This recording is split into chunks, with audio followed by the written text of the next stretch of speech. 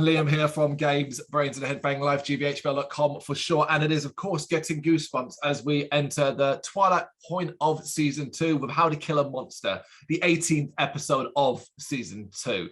The episode was written and directed by Ron Oliver, a regular director, but also pulled in the writing credits for this one. And it is the 46th book in the original Goosebumps book series, first published in 1996. Gonna be straight out with you. Had no memory of this episode at all until the monster. And then I had some nostalgic oh yeah, that thing. Yeah, it's becoming a bit of a common occurrence in these episodes now, is you not having any memory of it. And me being like, actually, I remember this episode incredibly well because it was one that was shown a hell of a lot on TV back in the day. Very common episode to be shown.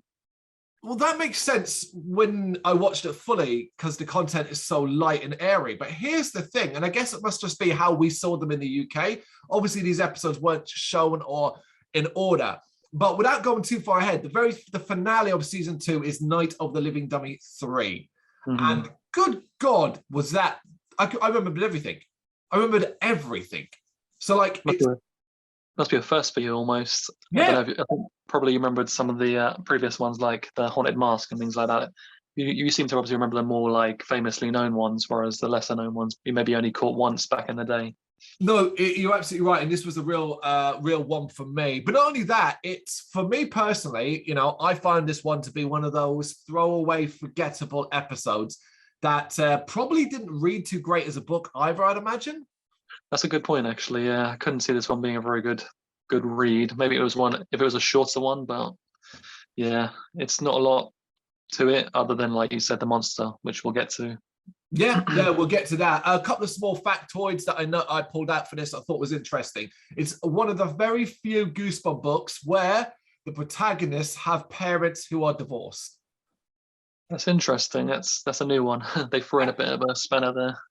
Yes, but to correct that, it's also one of the few Goosebumps books to feature step-parents and step-siblings. So the characters in are aunt, brother, and sister from the same parents. They're step-brother and sister. Different. Yeah, not that it really fucking matters. The same things play out. It's still the exact same setup. You know, whether they're step-siblings or not, you've still got basically the brother and sister dynamic and more insanely eccentric grandparents, I suppose. Yes. Is what they are. Yes, this ticks a lot of the usual boxes, including its location as we return to our swamp. And I was like, oh no, it looks exactly like the other one, the Werewolf of Fever Swamp. Yeah, I think they probably use the same set, except this one's like during the day time, whereas the werewolf one obviously was more gloomy nighttime. But amazingly, you know, getting ahead of ourselves in the episode, most of this episode will not take place outside. Most of it will take place inside a house. Yeah, they didn't really use the location too well, other than the house. Yeah. So we have 2 kids, and they've been dropped off in the middle of nowhere because that's what cab drivers do. 1 boy and 1 girl. We see the boy, he sneezes and complains about his allergies before wondering why her, and this was important because at this early stage I didn't know anything about them, because why her grandparents haven't picked them up at the airport. So my natural thing is, oh, okay, she's going to stay with her grandparents. He's a friend, along for the ride. Yeah. Goosebumps. She says that they're getting a bit old and forgetful before declaring that he is going home. This is Clark, played by Ricky Mabe. And before he can walk away, the girl, who was called Gretchen, played by Courtney Hawkrig, she sees a sign for her grandmother's gumbo stand. I was like, okay, that's cool. That locates to me because gumbo predominantly southern states, New Orleans, places like that. Yeah. Clark wonders what gumbo is. So earlier on, they're establishing that he is a city boy, allergies, doesn't know what gumbo is. Yep. Weren't your grandparents supposed to pick us up at the airport? Well, they're getting kind of old, you know.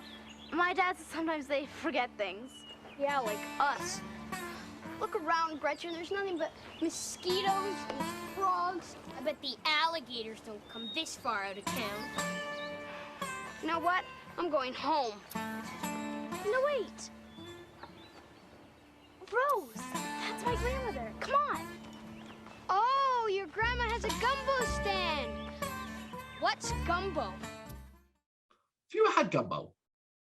Never, never. But this episode sure made me want to try it. Yeah. Or maybe not the particular one that they're served because of the spiciness of it that comes into play. But yeah, this episode I think was probably my first introduction to it as a thing. I mean, and maybe you want to try it. Yeah.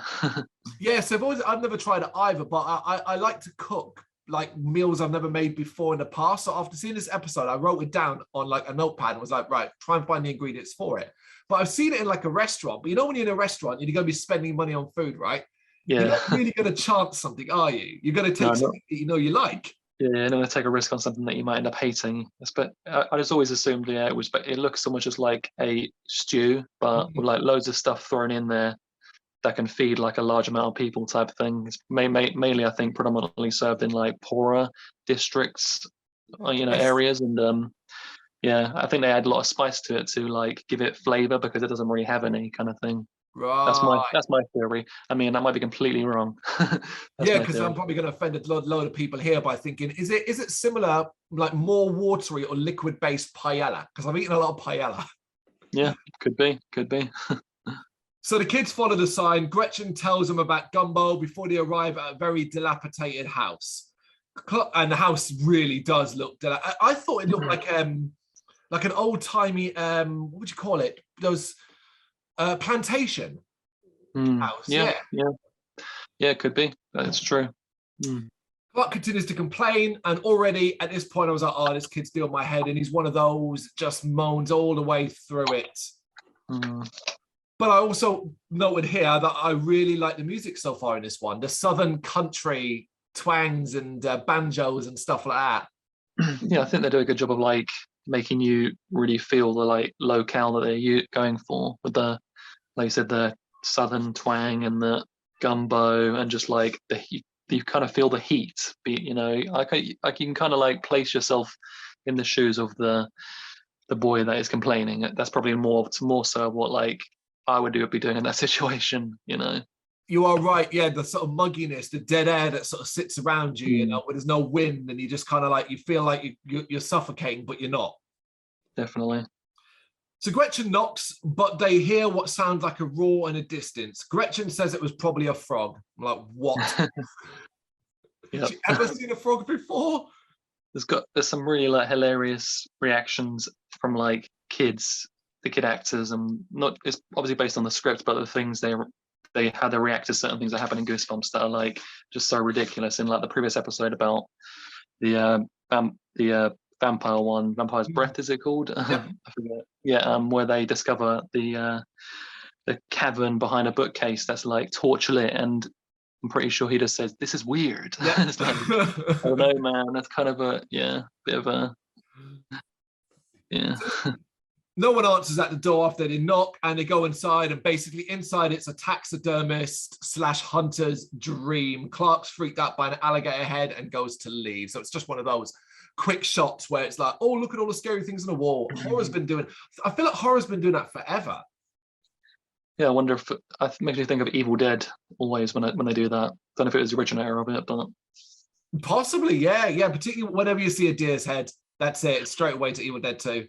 Yeah, this is a sort of a cabin-ish type building within the woods, so maybe that's what they were going for. Who knows? That's it, man. Yeah, this is the Evil Dead inspired episode, man. That's it. Yeah, none of his original script was like that, and they had to have someone go through it and just pull out. Look, no, it's a kids show. No.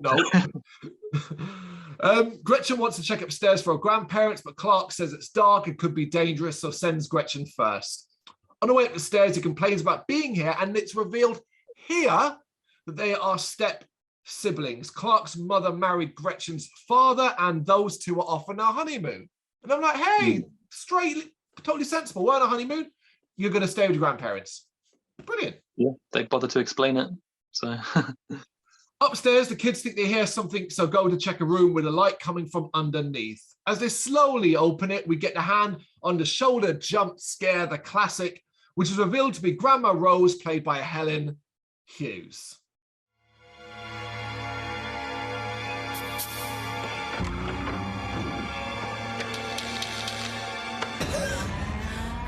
Grandma? Gretchen. Oh. And this think it's Clark. She The greets obligatory Gretchen. eccentric grandparent, as I said. Well, I thought she was kind of okay. It's when the other one comes in that's really like, right, this is where we are. Yeah. But if I will say now, there's a massive amount of familiarity with these two and the ones from The Scarecrow Walks at Midnight, particularly when it comes to that, something's going on, but we don't want to say. Definitely. Yeah. Yep. She greets Gretchen warmly, then gets Clark's name wrong, calling him Craig. I highlight that because this is actually a running joke throughout the episode that ended up making me laugh. Yeah, I thought it was quite funny, actually. But it's also, we always find it like amusing because they kind of, the way American people, or at least Canadian in this regard, the way they pronounce the name Craig, they always say it in kind of like, and they say like Craig, and it's, Craig. yeah. That's it, Craig. Yep. She takes them downstairs for gumbo, and we see a monstrous hand emerge from the bed in the room the kids were going into. Now, I'm not going to talk about, we'll talk about the practical effect for the monster when he's fully revealed, I think. Yeah. The kids are eating gumbo and having trouble with their heat. Clark is sarcastic to Rose about leaving the city, and Gretchen compliments the gumbo. So you kind of get a look of it here. It's funniness. It's so hot. They're not used to eating that sort of food. Mm-hmm.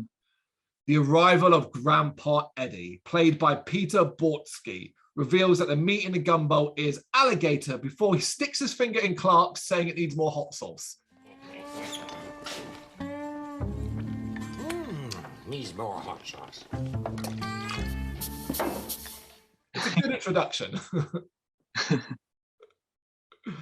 What I like, though, right, is his initial introduction is, his guy's a weirdo, he's a weirdo. But immediately after, he's pleased to see Gretchen. He's pleased to see his granddaughter and hugs her before then meeting Craig, not Clark. And it's kind of like, okay, no, like he's eccentric, but it's not like, they're not weirdos. No, they're friendly enough. The grandparents' forgetfulness comes up before some unusual roars and noises are heard. Clark wonders out loud what it is, but they dismiss it as swamp gas. Come on, people. Frog, swamp gas? Wait, you're not buying it? No, I mean, I'd probably be more willing to buy swamp gas because I know it can make unusual noises than the frog, but even still, it's like, you know what sounds are, like that dog barking is a bark and stuff like that. It'd be funny if they did a Goosebumps episode like this once, where it actually turned out that each of the unexplainable things, like the sounds and stuff, were actually what they were saying it was. That'd be like a twist in itself, rather than it being the predictable, oh, it actually is a monster that just chatting shit because that's obvious. Now, actually, it was some weirdly, maybe like a frog that's kind of like mutated, but it's like a large swamp frog, and it is the swamp gas. That'd be like an interesting twist. We'll put that episode idea alongside our other episode idea a few months back, where we said there should be an episode that just shows us what the parents are doing when they leave, and that's it. There you go, man. They could have done that, but they didn't. We've got 2 new episodes of Goosebumps there, both really boring, but both, if you're a fan, fascinating. Yep. Gretchen mocks Clark for thinking giant frogs exist, which is just like, but you're the one that saw the frog earlier on. Why are you mocking him now? That's true. Then Clark goes on a rant. This is this actor's moment in the sun. And he's like, I'm taking it. I'm going on a massive speech / rant about the possibility of monsters existing in the swamp. It is epic. It is like, it's a good, like a minute long of just him not pausing either. Yeah, I mean, it must have taken some time to learn the script and to get that out. So credit to him. I actually thought the kids as a whole, and everyone in the episode was actually pretty good in this episode. So there's that. Agreed. This is a strong episode for that. We then transition to Gretchen asleep in her bed, and we see like the swamp bubbling up outside. Yep, swamp stuff. She's woken up and looks out the window, seeing nothing. She then goes to refill her water, hearing noises from her room. She runs into Eddie and Rose, who tried to dissuade her from going into that specific room, acting really weird about it.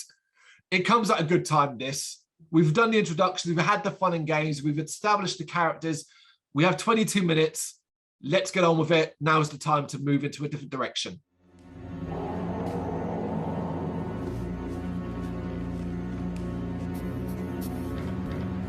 Can't sleep. I I just wanted a drink of water. Well, you sure won't find it in there. Yeah, you sure won't. That's just An old storage room full of... old stored thing. That's what's great about Goosebumps is it doesn't have enough time to fuck around. It has to get to the point. Yep. The next day, we'd see that Gretchen is being watched from the hall, but it turns out to be Clark using the gator head and a blanket to scare her. She chases after him and follows him to a higher up floor, arriving at an unfinished part of the floor. That was interesting. Yeah. She doubles back and ends up at the forbidden room, hearing a noise from inside and thinks it is Clark. So she goes in, turns the lights on, ignoring the massive bulk under the blanket at first. So she walks in, turns the lights on. There's clearly a massive blanket with something underneath it, and she just ignores it. When she does turn to it, she thinks it's Clark hiding under it, so pulls it off, revealing a twisted monster underneath. So here we are then. This effect and monster look. I thought it was great. Okay, that's enough. Let's get out of here.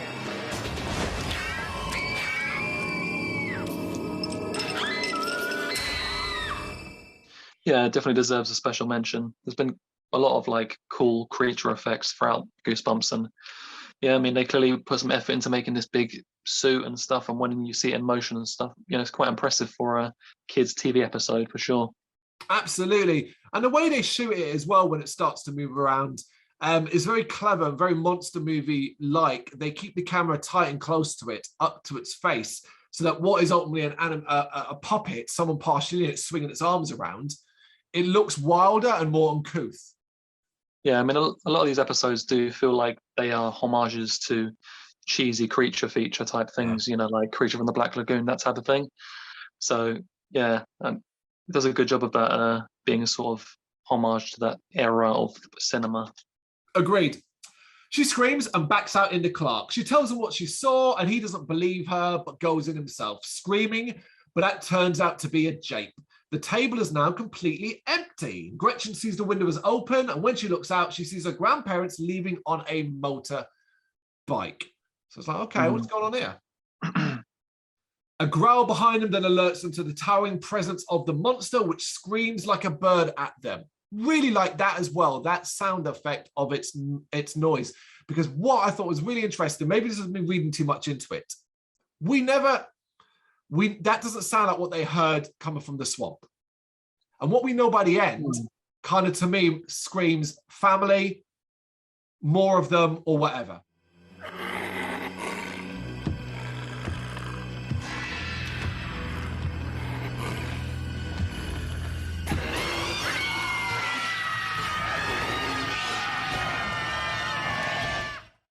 Yeah, like that's true. Actually, I didn't pick up on that. That wasn't the same sound as the one from the swamp.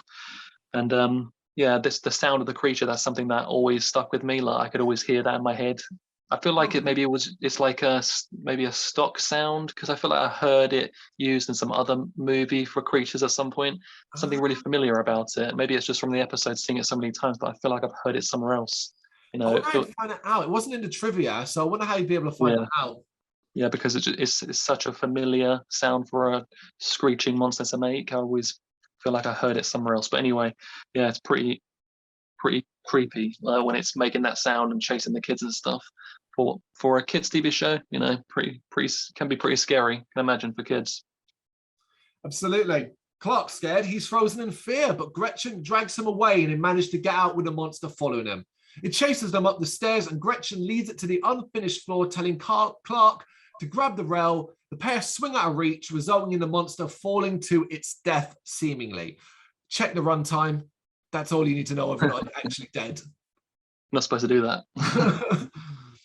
Clark remarks that they killed a monster, and they wonder why Gretchen's grandparents didn't tell them about it. He now just wants to go back to the city because it's already not been a great time for him, and now there was a monster that tried to kill him. Fair enough. Fair point. Clark then finds out that they've been locked in and thinks that Rose and Eddie did it on purpose. And initially I was like, oh, we've got a cool mystery here. Like, why did they lock him in? Like, and I genuinely was wondering, I don't remember this episode. Are we going to go down this whole day? We're like, oh, well, feed the kids to the monster. Well, exactly. cool. Maybe they're not the grandparents at all. That'd been an interesting twist. Oh, goodness me. Yeah, bloody, yeah, whatever that movie is called. Mm-hmm. What is that movie? No, I've got to remember. The guy behind The Village and Sixth Sense and all that. The Visit. The Visit. That's it. The Visit. Yep. Okay, but unfortunately, the episode will correct itself immediately because in the kitchen they find a note saying that the grandparents had to pop to town. And I'm like, oh, well, that's just disappointing, isn't it? Unless that was part of their plan to make it seem like that was like an alibi, maybe, you know, for the authorities. Yeah, true. Here's the thing: if you got to pop out, maybe don't lock them in because what if there's a fire? That's a good point. Yeah. Gretchen realizes that Eddie must have killed it when he was out hunting and brought it back, but it wasn't actually dead. Guess what? It's still not dead as it now appears behind Gretchen, but Gretchen managed to lock it out as the kids try to hold the door closed. So we're back to this section of the episode again. Stuck for ideas. Gretchen puts the oh God. I just remember what they do here. I actually really like this. Gretchen puts the hottest ingredients they can find into a big pot of gumbo and then hide. The monster bursts in, smells the gumbo before going to town on it. And it's like, okay, that's kind of funny. Yes, clever improvisation, definitely. Clark remarks that it appears to like it, but then the heat hits it, smoke starts to come out of its mouth, and it collapses. And I was like, oh, well, that's a fun way to end this episode, because I thought this was it. It was a fun idea. Yeah, I thought the smoke coming out of the mouth was a nice touch as well, to really show how hot it truly was. Well, that is Warner Brothers. That is classic cartoon shit. Do you know what I mean? Yeah.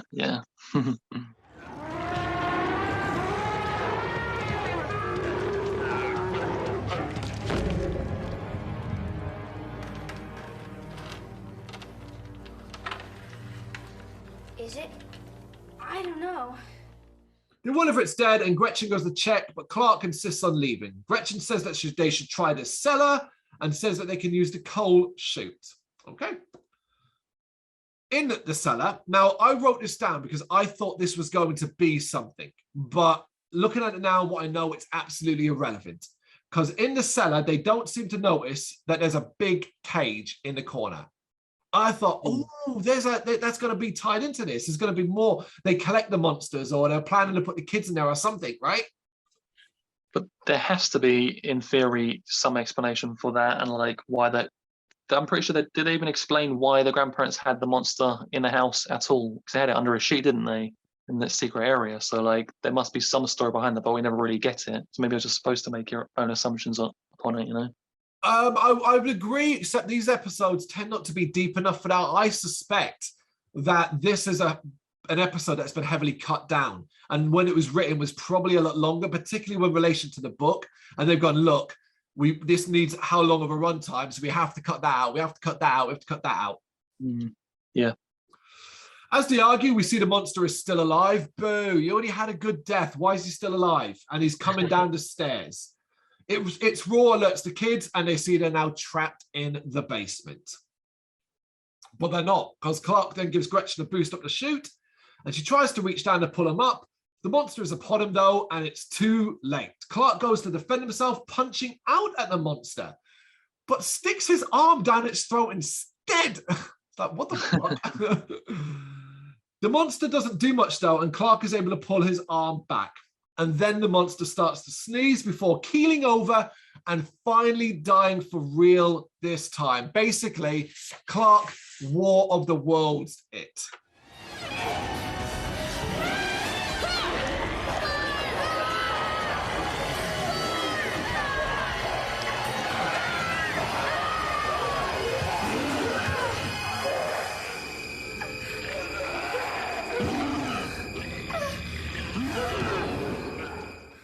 Yes. Whether there's much logic to that is up for debate. Yeah. It's I don't get it. You had 3 different deaths for this monster. The first was fine. The second was good. This third one is just, look, you're pushing your luck. It's stupid.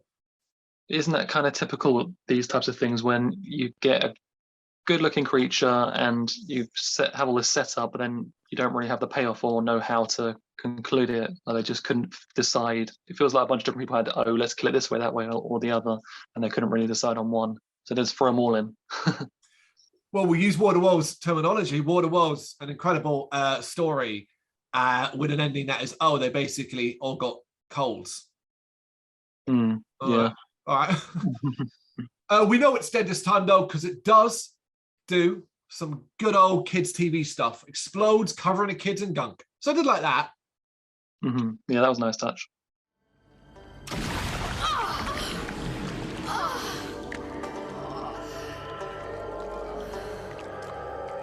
I'd say yes. There we go, then. So outside, the kids realized the monster was allergic to Clark. Their experiences, of course, brought them closer together, and Clark apologizes for how he behaved, and they call each other brother and sister.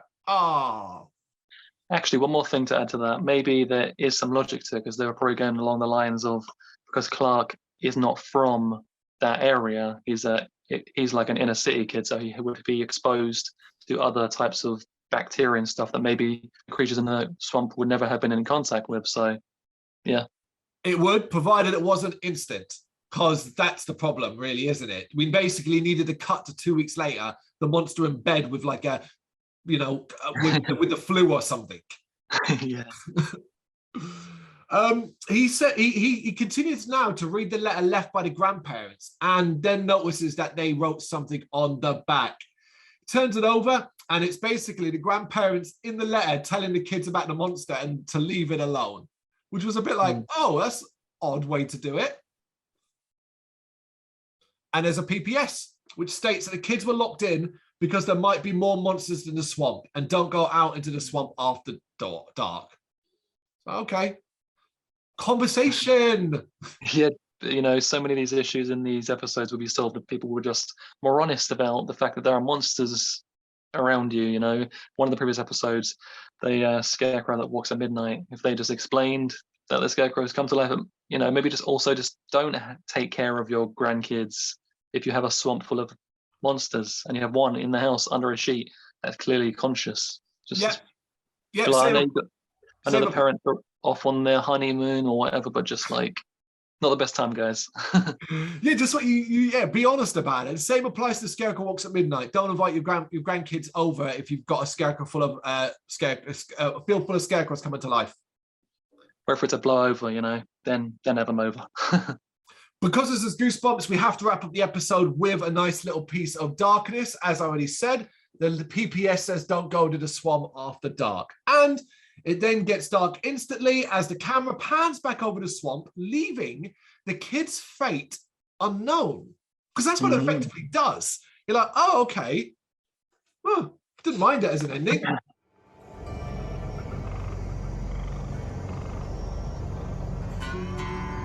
So, got any more ideas?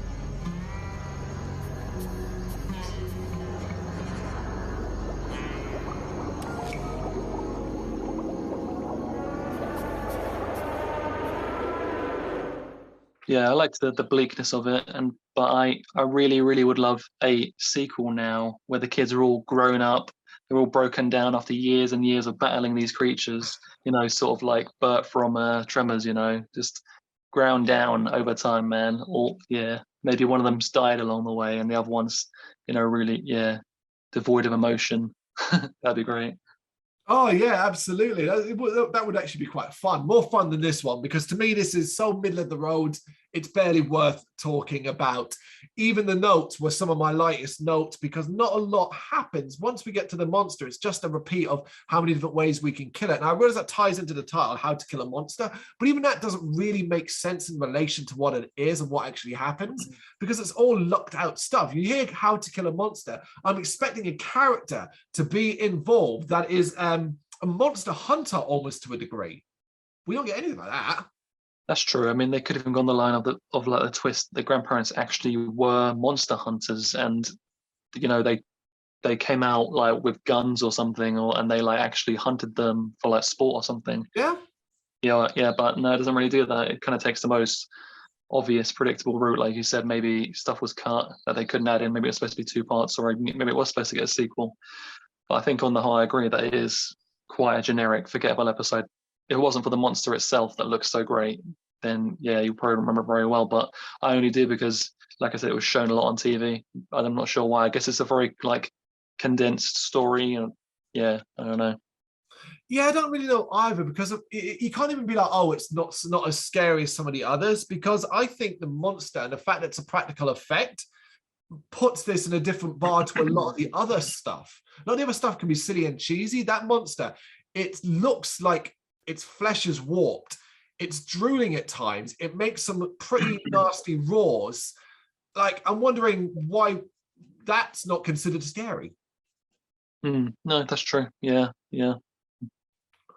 Beyond that, it is what it is. As we said, it's middle of the road. So if you've got any thoughts on this one, you know what to do. Drop them in the comments. Thank you very much for watching. You can check us out on gbhbl.com, as well as on Facebook, Instagram, Twitter and Tumblr. Go to Patreon and help us out over there. That's patreon.com/gbhbl, as well as Big Cartel, where you can find some of our merchandise. We have a podcast running on SoundCloud and Apple Podcasts. And of course, if you like this video, do us a favour, hit the subscribe button and help the channel grow. Games, horror and heavy metal. What else is life for?